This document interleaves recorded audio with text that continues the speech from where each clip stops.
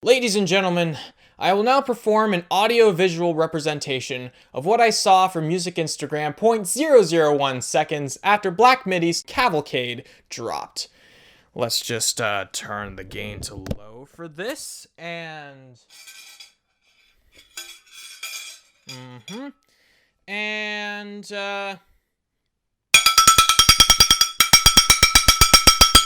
Oh my god! Black Midi's Cavalcade! Album of the year! Oh my god! It's happening! It's happening! Cavalcade! Cavalcade! Oh my god! Black Midi's Cavalcade!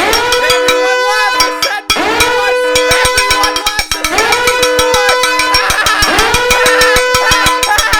before! And here's after the Fantana review. Oh my god! I don't believe it, man! I don't believe it! Oh, he should have given it at least a 9. 1, 2, 3, 4, 5, 6, 7, 8, 9! He could have given it an 11 out of 10! He gave it an 8. Oh my god, I wanted an 11, but at least it should get a 9! Ha! Street Cavalcade! Street Cavalcade! Hogwash and Balderdash, 2 chickens from the pen! Ah!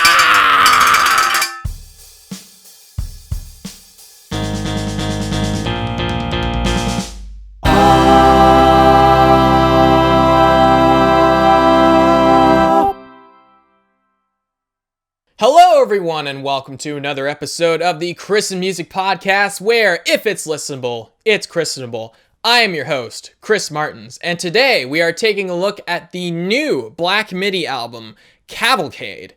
This is the second studio album from experimental rock and now avant prog rock / jazz rock band, I guess, Black Midi. I really became fond of these guys as of late. They're a fun 4-piece rock band who refreshingly doesn't take themselves as seriously as most of the other bands I like. And they were on an absolute roll with Schlagenheim. They were nominated for the Mercury Prize, the UK's Polaris Prize for this album, and now all of my friends will hear is "She moves with a purpose," and I will refuse to elaborate on what that magnificent purpose even is, as is tradition. Schlagenheim is currently on heavy rotation, needless to say, and interest in that album actually stemmed from this one, Cavalcade. The song John 50 is fantastic, and it helped me to see the Black Midi light. I listened to Schlagenheim first to prepare for the moment that I got to listen to Cavalcade. I thought Schlagenheim would be the lesser album, but it turned out to be one of the most satisfying albums I have heard all year. Cavalcade, all of a sudden, had very high expectations, heightened even more by the fine folks of Music Nerd Instagram, crying out in unison, pots and metal spoons in hand, that this album is the album of the year, giving me a severe case of FOMO, as the internet does. So, after my obligations to 21 Pilots were fulfilled, I finally listened to this album, and I quite enjoyed it. It's nowhere near as immediate, satisfying, or easy to understand as Schlagenheim, but it is still quite a fun, satisfying listen. It's a far more muted effort in comparison that shows off instrumental virtuosity over heaviness.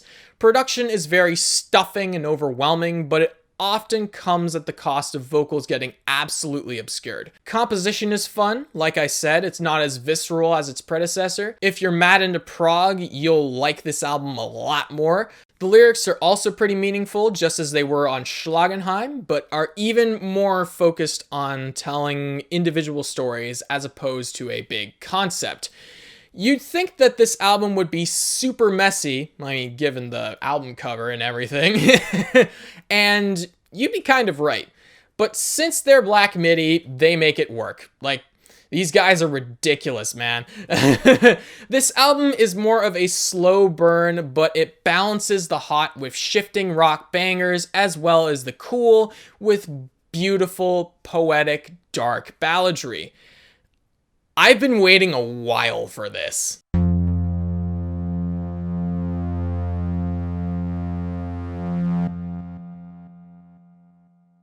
Here's a hot take right off the bat. Production doesn't do it as much for me. I feel like this time around the sound is muted in comparison to Schlagenheim. I know this is less of an immediate album, but I still wish there were places where this album popped a little more. The instruments are slightly more muffled and muddy and are less punchy.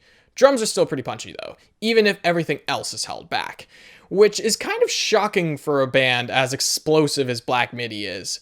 The major thing that disappoints me about this album's mixing is how low it buries vocals in the mix. I know that this album is supposed to be a weird mishmash of things everywhere, but all those things bury vocals, which are often the main melody. The lyrics are cool, but I can barely hear them. Jordy Griep's vocals are beautiful, and Cameron Picton's voice is dejected. I want to hear that, so I can gush over it more. And that's the main problem I have with Cavalcade. A seemingly minor issue, but the singers are the melody. So they should be on top unless you're really going for that overwhelming feeling, which, to come to think of it, wouldn't be out of character for this album.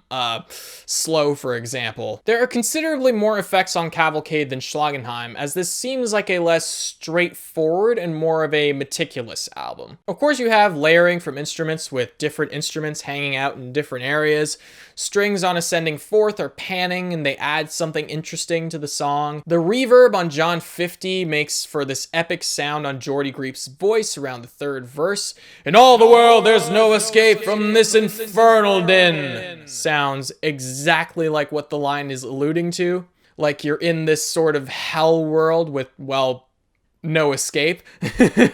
Also, he gets a lot more melodic on this album, and the reverb accounts for that perfectly. Speaking of voices, wow, that quiet section of Slow is incredible with the consonants from Picton sounding like ripples in a pond. The overdubbing of a deeper Jordy Griep on top of Jordy Griep's natural speaking voice on John 50 and Hogwash and Balderdash serves to make those parts a lot more menacing, and they make Griep seem a lot larger. Not to mention the attack on both channels on John 50 with the guitars at the third, harkening back to 953 on Big Brother Schlagenheim. Also, the slow, drawn-out reverb on that snare hit on Diamond Stuff makes you feel like you're floating in a slow-motion trance like the rest of the second half of that song. Cavalcade's production, while it doesn't have the immediate power of Schlagenheim, it definitely makes up for it in the little details.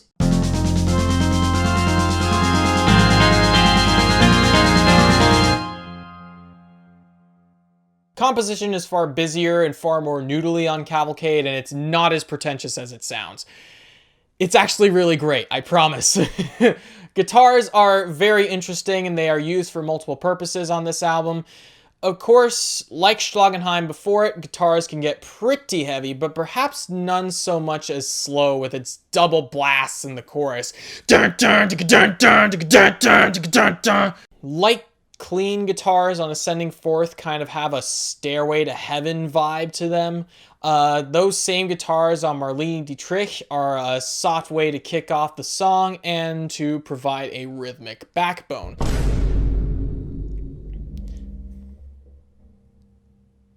The acoustic and electric guitars always mesh together well. The tink tink tink sound on Diamond Stuff makes you think that you're in a dingy diamond mine relating to that Pulitzer Prize winning classical composition about the plight of miners. On the more relaxing tracks, you have that rising sound from the guitars that pulls you into the relaxed state so well. It's the oldest trick in the book, but man does it work. Bass has a role in this record still, and it's really rewarding when it shows up. Like Schlagenheim, it has its moments, such as the bass line on Slow, but it's usually a helping hand to all the chaos of Black Midi. Drums are always fantastic. I don't know how he stays on time in that instrumental interlude of John 50, or any wacky drum fill he does, but somehow it always works. This dude is giving Count Basie a run for his money here. But there are some new additions that are more than worth discussing, and they really make this album unique in the short Black Midi pantheon. Pianos are in the mix now, and on John 50 they sound quite close to the chaotic energy of an actual Black Midi piece, as in the compositional technique. We're getting closer, guys. We're getting closer. Not to mention, they are beautiful nearly everywhere else they're featured. Saxophones also make a notable appearance this time around, whether they are a supporting character or the main show. The saxes are wailing on Contra Malaysia Patella to add an accent to the wall of noise. The sax lines on Slow are absolutely incredible. I also can't go without that dinner bell sound on Hogwash and Balderdash. Ding-a-ding-a-ding-a-ding-a-ding-a-ding-a-ding. Cavalcade is cohesive from a compositional standpoint, which is surprising given how chaotic and nonsensical this album tends to be. Needless to say, it must have been hard to give this album or any of the songs on it any sort of coherent, cohesive structure, if Black Midi even wanted to do such a thing.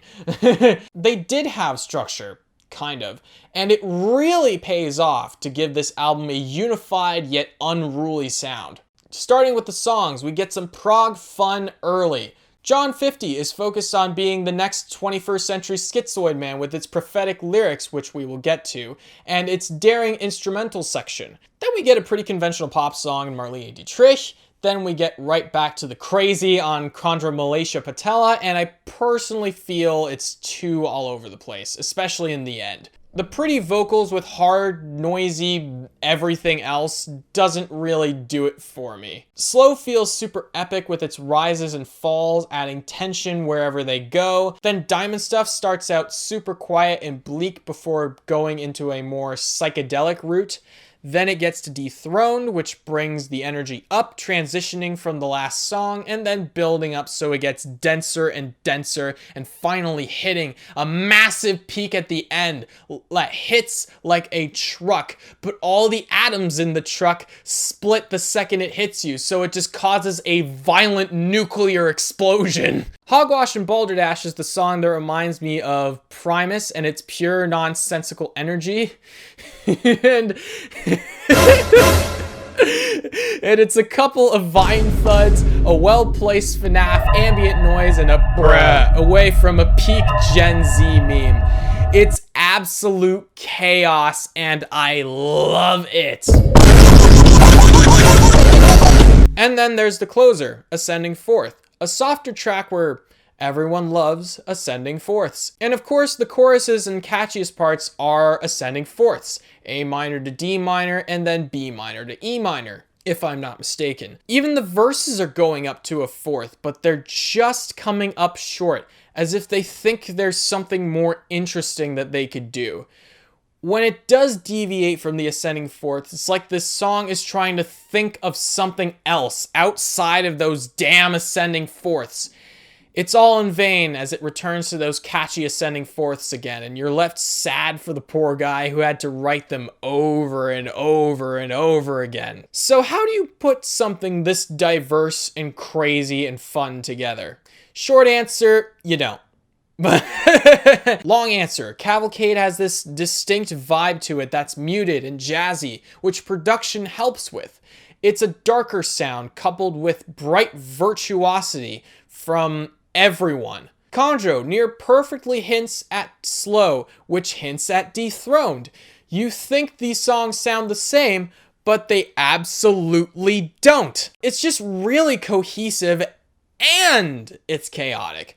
Like, what else is there to say, and what else is there to want? Black Midi somehow have their cake and eat it too on Cavalcade, with a chaotic sound that is also uniquely, almost uniformly Cavalcade.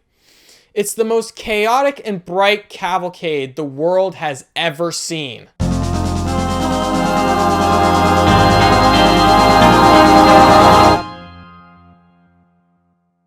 This album really wants to be different from Schlagenheim, and that manifests itself in lyrics. This is very telling in the singers. Jordy Griep is a lot more melodic on Cavalcade, and it contributes to its beauty.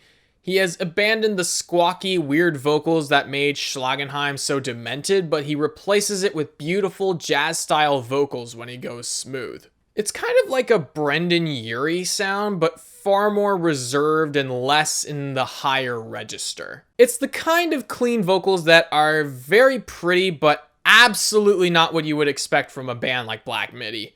But this album does get aggressive, and Greep is ready for that. Instead of screaming like he did on Schlagenheim, he instead opts for a deadpan spoken word vocal style, which is fine. But it's not as emotionally charged or dialed in as Schlagenheim was. Speaking of emotion, Cameron Picton is back, but this time he's less punk, but more dejected.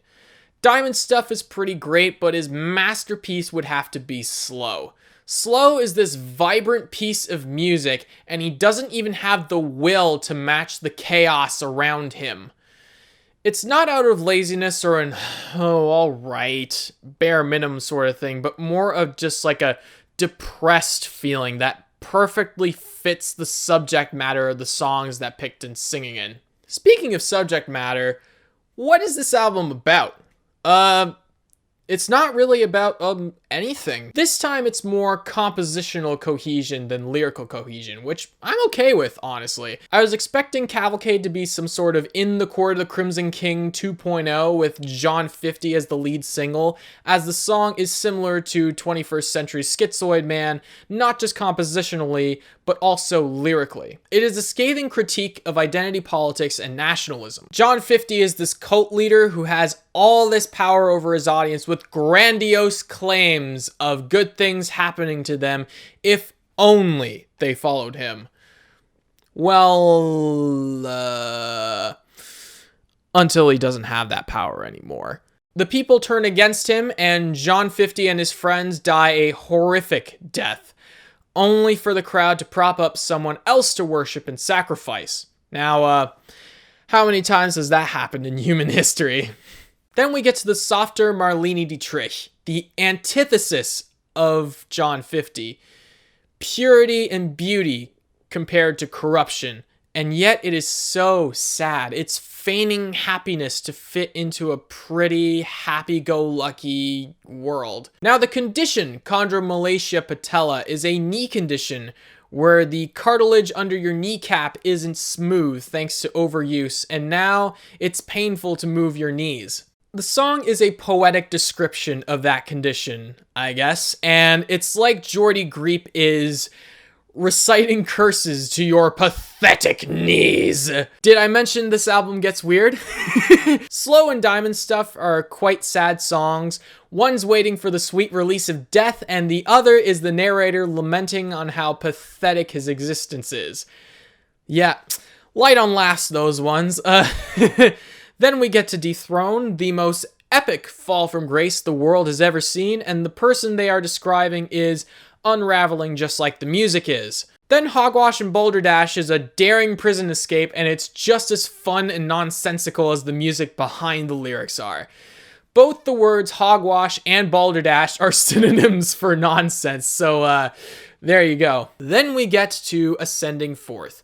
The closer of this album is this 10-minute epic of a man named Marcus trying to create his next masterpiece that will ensure his legend status in music history. But he is plagued with many things in his epic quest to create art.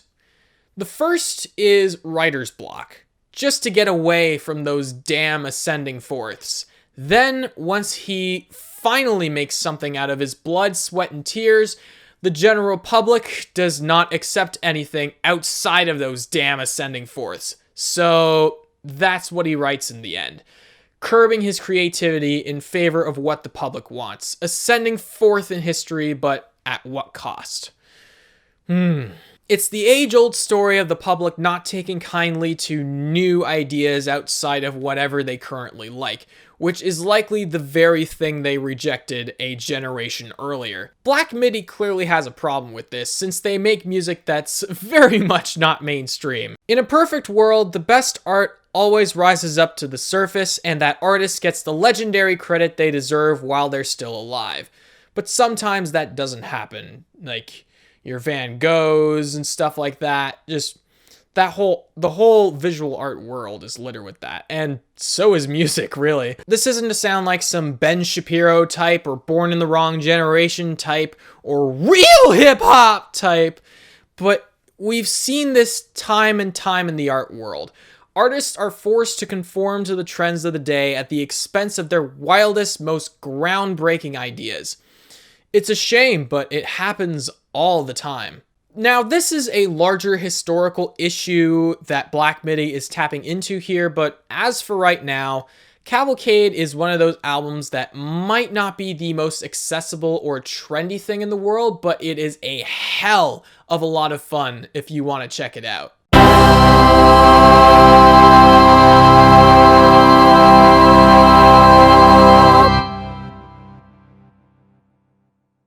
In conclusion, Instagram music nerds are fantastic advertisers for things I already want. And I have to say that this album was well worth the self-imposed wait. Black Midi's Cavalcade is a very fun, chaotic album, and while it's not as powerful and satisfying as Schlagenheim, it diverts its energy somewhere else. That somewhere else is more beautiful, detailed, and technical than its predecessor, while still maintaining aggression. It starts with production. Vocal melodies could be slightly more pronounced, but beyond that, it's fine. It's not as clear, beefy, and powerful as Schlagenheim, but it fits the more meticulous and quieter vibe of Cavalcade. Speaking of meticulous, composition is far more detailed this time. They lean towards a more avant-prog and dark jazz band style, and while the classic four-piece rock band is firing on all cylinders again, piano, saxes, and brass add something interesting to this record. Some way, somehow, Black Midi again manages to be both chaotic and orderly on Cavalcade, with even more stark differences between those two states. The songs are diverse and sometimes bonkers, but it all works together in a structure that sort of makes sense. Cavalcade is as beautiful as it is horrifying, and its order is in its chaos, if that makes any sense at all. The singers on this record are fantastic again, but in very different ways. Greep's going for a softer approach, and he's really showcasing that beautiful crooning of his, while also getting super deadpan as the music gets noisier.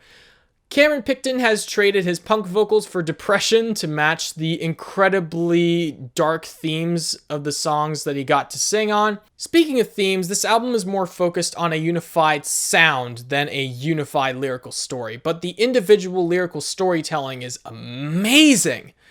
I was pretty blown away by Cavalcade, and I see myself dissecting these songs and just plain enjoying them for a long time. I may prefer Schlagenheim, but this album is still amazing. Now, there is one more elephant in the room that everyone was banging pots and pans about, and that is Cavalcade the album of the year for 2021? And to that I say, guys, as I'm filming this, it's not even July. Can I at least wait until December to make that decision, please? I haven't even listened to the Squid album, or the Black Country New Road album, or the Olivia Rodrigo album, or the Dodie album, or the Billie Eilish album that has yet to release, so relax, guys. I will say that this album is definitely a legitimate contender for that coveted title, and I shall now give Cavalcade the rating I feel it deserves. I'm giving this one a light 9 out of 10. I hope you enjoyed this review of Black Midi's album Cavalcade. Thank you all so much for listening and watching. Let me know your thoughts on this record in the comments below. If you like hearing me talk music and do music, subscribe to the Martelins music channel and hit the bell so you never miss anything I put out. If you want to see more of me and my musical endeavors, you can follow me on Instagram, Twitter, Facebook, and TikTok at Martelins Music. If you want strictly review-related content, follow at Christened Music on Instagram. If you want all that in the kitchen sink, you can check out my website at martelinsmusic.wixsite.com/music. And before I leave you, I have music of my own that I am anxious to share with you, and it sounds just a little like...